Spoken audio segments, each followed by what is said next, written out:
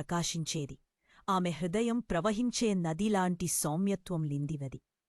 ఒక సాయంత్రం వట్టవృక్షం క్రింద చైత్రకు ఒక మృదువైన కందని వినిపించింది. అక్కడ వణుకుతూ ఒంటరిగా ఒక చిన్న విడిచిపెట్టబడిన దూడ పడియుంది.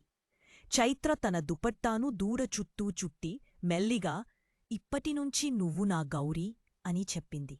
ఆ రోజునుంచి వాళ్ళు విడదీయరాని వారయ్యారు.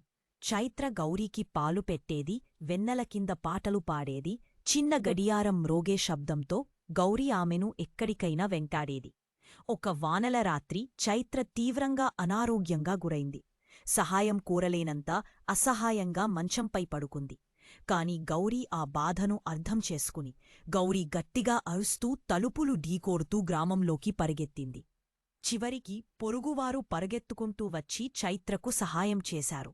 ఆ రోజునుంచి చైత్ర తరచూ కన్నీల్తో చెప్పేది, ఒకసారి నేను గౌరీని రక్షించాను, కాని